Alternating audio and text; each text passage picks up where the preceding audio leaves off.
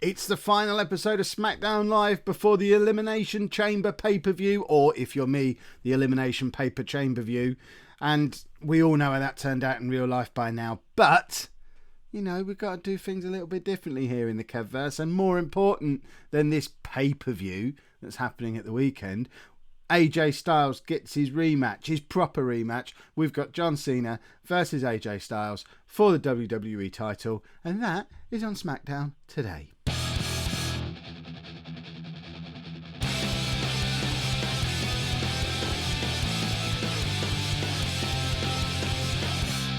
Hello and welcome to part 4 of the Road to WrestleMania. I'm Kev, and coming up on today's episode we have the final SmackDown Live episode before the Elimination Chamber pay-per-view at the weekend.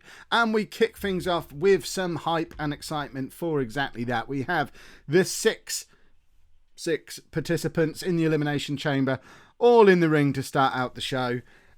Just general waffle and excitement. Remember, these are the 6 that all qualified last week by winning their respective matches. It's 5 of the 6 who made it there in real life, but we've got Dolph Ziggler instead of Baron Corbin because no one, I mean, we didn't know it when we booked it, but it would be nice to avoid the actual Dolph Ziggler match from Elimination Chamber and do something a little bit more interesting with him. So the crowd are very excited with how we've kicked things off. We get a B+ rating for that. I'm worried that it deserves better announcing. I'm not massively worried. We do have part of our new announce team on SmackDown tonight. We have a new signing coming in who's going to be our main play-by-play guy. It's not JR. We tried. We couldn't get him. But we have got Stephanie McMahon as our female contributor towards the announce table, joined by Mick Foley. And for tonight, it's Tom Phillips. I've binned off Mauro Ranallo, because I just can't hear the man go Mamma Mia any more times or get the name of pay-per-views wrong. It just does my head in. So he's gone. Tom Phillips is on play-by-play tonight, but we do have a new man who he won't be here in time for Elimination Chamber, but he will be here in time for SmackDown next week. So announcing aside, the angle was strong. Cena came across well. The world title storyline apparently lost some heat, but the Intercontinental storyline gained some heat. So I guess the world title's losing heat because Randy Orton's not involved and he's a massive part of that storyline. But that's a pretty hot way to start the show. And we get our good buddy Triple H comes out and announces that we've got the world title match for later in the show, the rematch, Cena against AJ Styles. But they're going to go through a hellacious battle, the 4 of them. So we probably need something to keep the other 4 occupied for tonight. So they all go into Elimination Chamber on an even keel, same level of fitness. So we go straight in to a 4-way match between Bray Wyatt, Dean Ambrose, Dolph Ziggler and The Miz. There you go, we have good wrestling, some decent reaction from the crowd. It ended up as a draw. They got 15 minutes in, but in the end we got a draw because Randy Orton came out, joined up with Bray Wyatt, and between the 2 of them, they just beat the heck out of the other 3. The segment itself, or the match, got us a C+. Again, announcing is a bit of an issue, but it did get the crowd hotter. Everyone getting B's or better, or well, everyone getting B's. So why are we a C+? Is it because I guess it's because we had a bit of a iffy finish with Randy Orton and Bray Wyatt showing some dominance, showing that they're on the same page, they're a proper solid team, and we don't get a winner. Shame, eh? But, you know, they all got 15 minutes under their belt, ready for the weekend. And then we move into an angle with Alexa Bliss and Becky Lynch. They're just hyping up their match for the pay-per-view. We've got Alexa Bliss against Becky Lynch for the title on Sunday at the Elimination Chamber pay-per-view. I've been practicing saying that. That's why this episode is a day later than we expected, because I've been practicing saying the name of the pay-per-view. We only get a D for it. That's only to be expected because we're still very much building up the women's division and moving closer, I think, towards the idea of getting all the women together on one brand. I think they're probably all going to move to Raw. We're going to move all the tag teams to SmackDown, keep the cruiserweights on Raw. And I think that's how we're going to do it. I don't know whether we'll do it before WrestleMania or not, but it's definitely in the works. So we're trying to set up.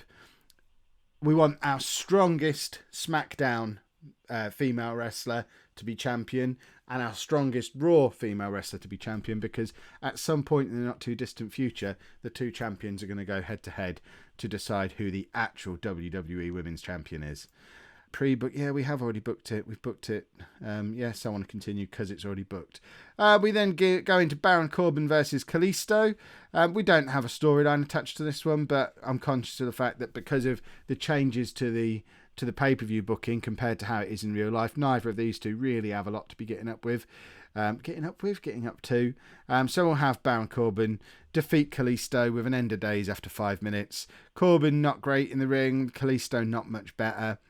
There's the mid-card storyline, which is they're not really up to anything. I'm just putting in their storyline to see if it goes somewhere and see if we can maybe develop a star out of it. I'm not sure who the star is going to be yet.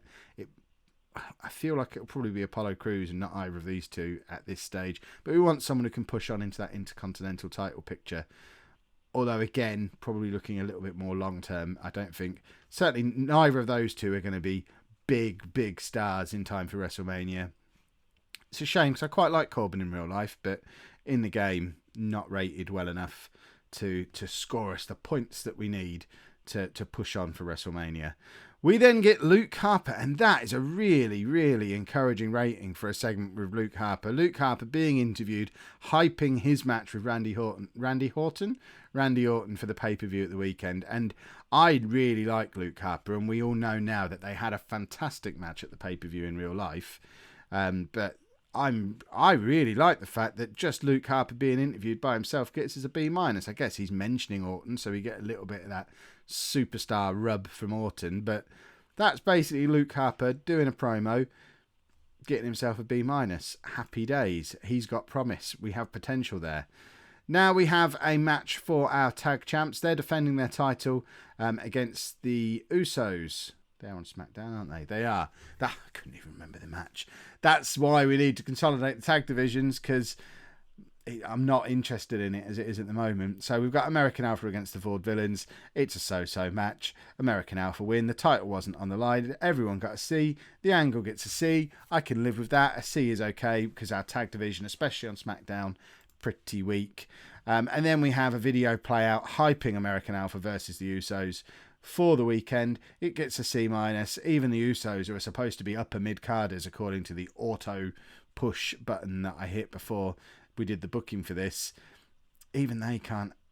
We saw the impact Randy Orton's star power had on the Luke Harper promo, but the Usos just don't have the same star power to lend to American Alpha, and that's why we need to get promising teams like American Alpha over onto Raw, or get the good established teams over onto SmackDown, so that they can have a little bit of rub off of each other. Look who it is again. It's only Shinsuke Nakamura.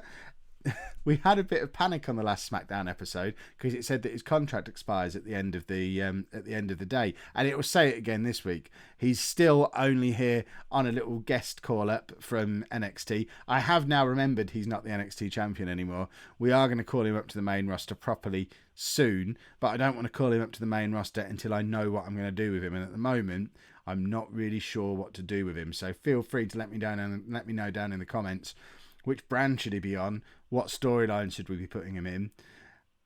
He's appeared twice on SmackDown now, so I'm leaning towards him being on SmackDown. But I just don't really know what to do with him at the moment. Part of me is thinking perhaps we'll put a little NXT stable together. But we could call them the Nexus and bring back Wade Barrett to be their leader. We could call them the Nexus and bring back Wade Barrett to be their leader. Tell me why there's better ideas than that down in the comments. But for today, Nakamura does beat Jey Uso with a running single leg knee strike. Only a C+ in the ring, but he is better than Jey Uso, so that's saying something. There you go. There's your proof. For those of you who've been wondering who's better out of Shinsuke Nakamura and Jey Uso, now you know. Just slightly better. And there was a little bit of pushback for the fact that he didn't win his first match on the main roster last week. So we're gonna fix that. We have fixed that. He does beat Uso today. And now we have the rest of the SmackDown ladies involved. Having now seen Elimination Chamber in real life, I kind of regret that I haven't got Naomi in the main event title picture.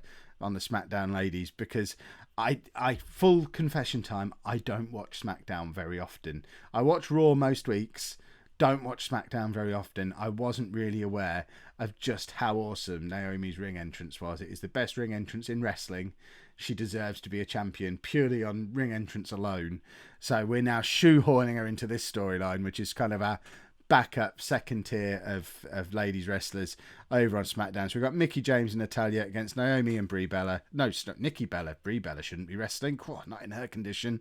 And we do have Mickie James and Natalya winning with Naomi. No, hold on. Yeah, Mickie James pins Nikki Bella and potentially setting up a little bit of a spin-off storyline there.